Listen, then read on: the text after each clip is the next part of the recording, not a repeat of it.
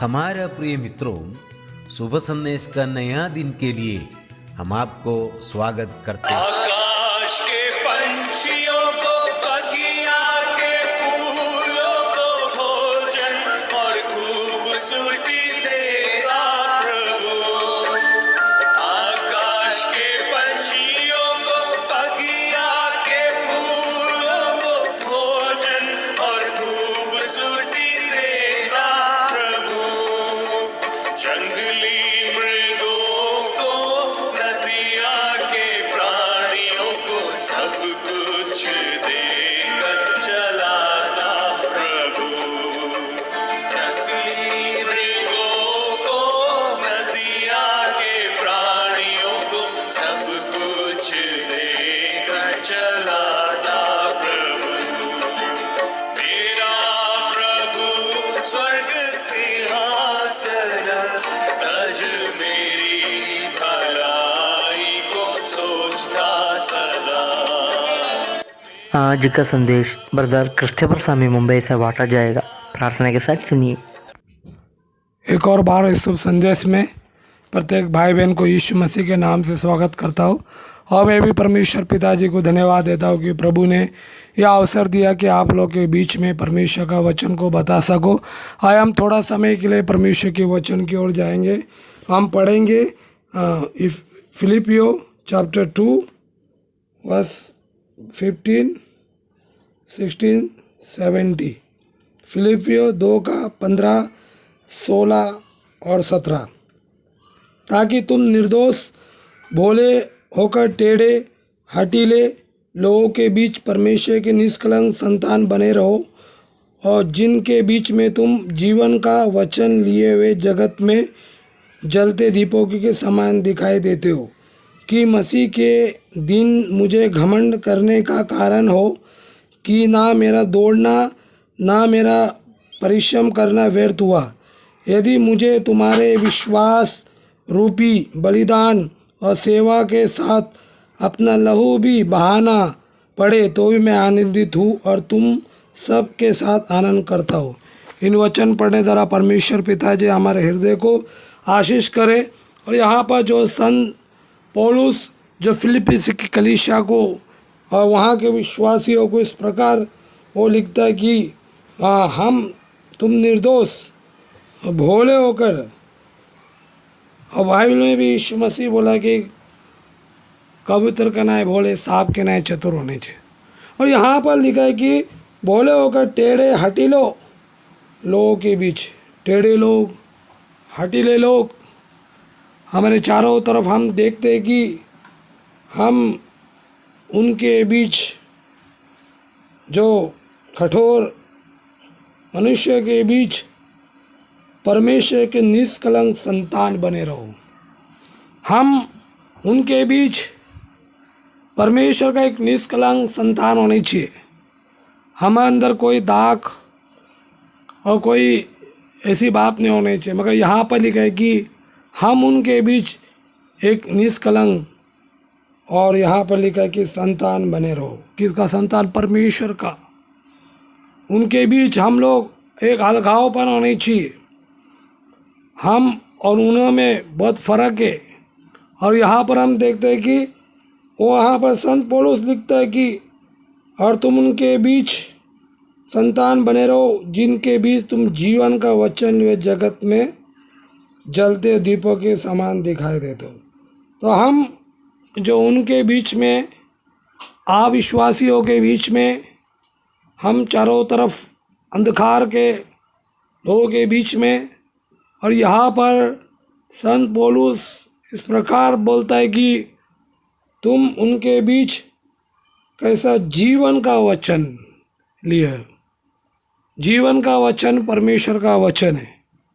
परमेश्वर का वचन इंसान को जीवन देता है। प्रभु यीशु मसीह क्या बोला? मार्ग सत्य जीवन मैं हूँ। और यहाँ पर हम देखते हैं कि वो जीवन का वचन वे, मतलब हम दूसरे को एक प्रभु का वचन को हम लोग बता नहीं चाहिए। हर एक विश्वासी का कर्तव्य, चाहे हम किधर भी काम करते हो, वो जीवन का वचन बताने चाहिए। और वहाँ पर हम देखते हैं कि वो जीवन का वचन लिए जगत में जलते हो, दीपों के समान दिखाई देते। एक दीपक जैसा जलता है, हम भी हर एक विश्वासी जो उद्धार पाया वो प्रभु के लिए एक दीपक है। हम जलने चाहिए एक दीपक के किनारे। हम वो जीवन का वचन लेते हुए लोगों को बताने चाहिए, क्योंकि परमेश्वर का वचन जो जीवन देता है, परमेश्वर का वचन जो हृदय को परिवर्तन करता है, परमेश्वर का वचन जो अनंत काल का जीवन देता है। और यहाँ पर लिखा कि जीवन का वचन लिए हम उनके बीच बताने चाहिए, फिरने चाहिए, एक दीपक के नाई जलने चाहिए। क्या हमारे अंदर वो दीपक, वो तेल जल रहा है, दीपक जल रहा है क्या बुझ गया? फिर जो यहाँ पर संत पौलुस फिलिपी की कलीसिया के विश्वासियों को ये बताता है कि हर एक विश्वासी एक दीपक के नाई प्रभु के लिए जलने चाहिए, बुझने नहीं चाहिए। और जीवन का वचन लिए चलने चाहिए, बताने चाहिए। और सिर्फ ये नहीं, और उसके बाद हम आगे का वचन को जब हम देखते हैं कि और वहाँ पर संत पौलुस 16 में बोलता है कि मसीह के दिन मुझे घमंड करने का कारण हो। क्यों घमंड का कारण हो? क्योंकि तुमने परमेश्वर का वचनों को एक दीपक कहना है, दीपक कहना है, तुम प्रभु के लिए जले।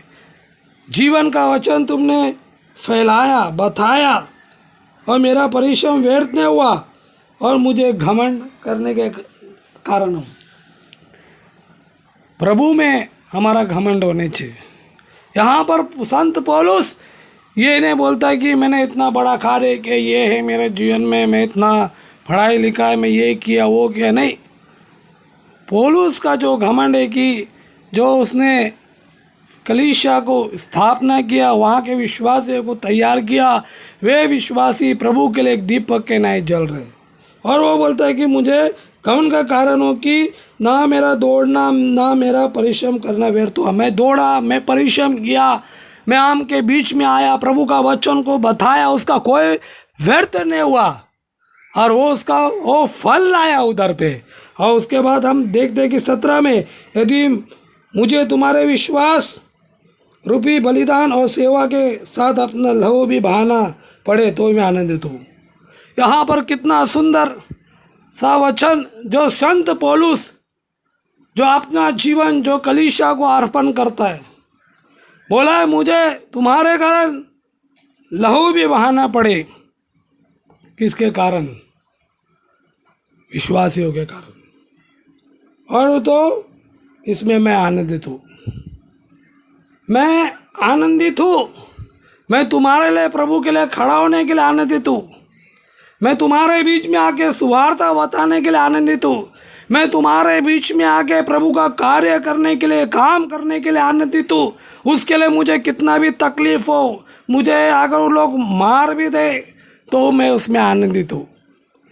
तो यहाँ पर हम देखते हैं कि संत पौलुस जो कलीसिया के, फिलिपी की कलीसिया के प्रति उसको कितना प्रेम है, जो अपना जीवन उस कलीसिया के लिए देने के लिए वो तैयार है प्रभु के लिए। और ये नहीं बल्कि तुम सब के साथ आनंद करता हूँ, तुम सब के साथ मैं आनंद करता हूँ। पौलुस का आनंद है प्रभु का लोगों के साथ आनंद बनाने का। पौलुस जो उस कलीसिया के लिए खड़ा है, जब हमारा यीशु मसीह के चित्र को हम देखते तो यीशु मसीह ने आपके लिए, मेरे लिए, आने वाला पीढ़ी के लिए, सब के लिए प्रभु ने अपना लहू बहाया। मेरे जनों, इस बातों को हम याद रखें कि संत पौलुस जो कलीसिया के, फिलिपी की कलीसिया को स्थापना किया, वहाँ के विश्वासियों को वो कैसा बोलता है कि जीवन का वचन तुम लोग लेते, एक दीपक के नाई तुम लोग जलने चाहिए। और मेरा परिश्रम व्यर्थ नहीं हुआ, और जो भी मैंने कार्य किया उसका फल आया। और मैं तुम्हारे बीच में आऊँगा, मुझे अगर लहू भी बहाना पड़े, मुझे बलिदान भी होना पड़े, तो मैं इसमें आनंदित हूँ। ये है सच्चा परमेश्वर का प्रेम को दर्शाता है। ये सच्चा प्रभु का दासों को दर्शाता है, जो कलीसिया के साथ प्रभु के लिए खड़ा है। प्रिय जनों, हम भी एक दीपक के नए हम जले, हमारा दिया में तेल बूझने नहीं छे। हम जीवन का वचन लिए लोगों को बताने छे। प्रभु भी हमसे यही चाहता है। तो इन वचन सुने द्वारा, पढ़ने द्वारा प्रभु हम सबको आशीष करे। प्रभु के बड़े धन्य नाम की महिमा हो। आमीन।